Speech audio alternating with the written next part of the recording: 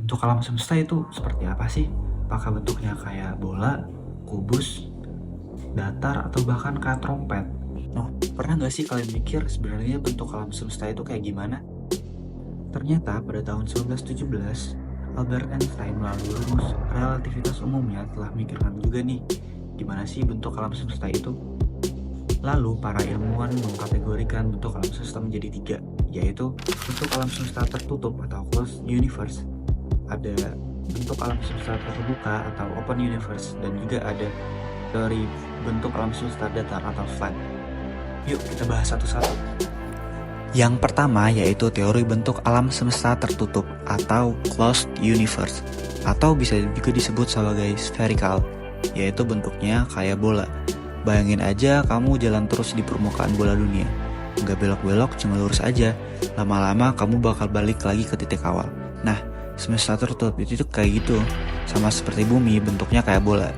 Kalau bentuknya begini, alam semesta suatu saat bisa berhenti mengembang dan malah menyusut lagi nih. Ini bisa disebut big charge. Selanjutnya yaitu teori kedua, yaitu teori bentuk alam semesta terbuka, atau bisa disebut juga open universe atau hyperbolical. Ini bisa digambarin dengan bentuk semesta seperti pelana kuda yang melengkung keluar. Kamu jalan terus, lurus, gak bakal balik. Alam semesta akan terus mengembang dan makin dingin, kosong dan jauh.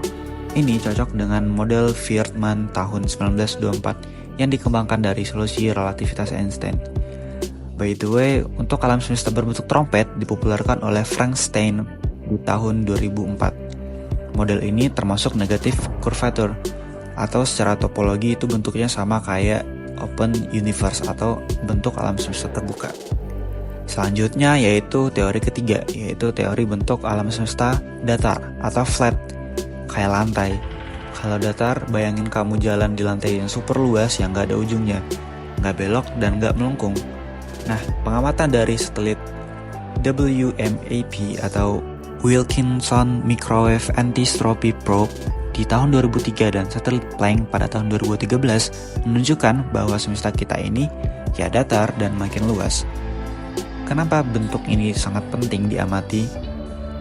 Ini karena bentuk alam semesta menentukan masa depannya. Kalau tertutup, dia bisa kolaps. Kalau terbuka, dia akan mengembang selamanya. Dan kalau datar, dia seimbang banget, terlalu cepat dan gak terlalu lambat. Maka bisa dibilang bentuk yang saat ini bisa jadi datar, karena perlu studi yang luas dan juga waktu yang lama dibutuhkan agar bisa menyempurnakan teori-teori dari bentuk alam semesta ini.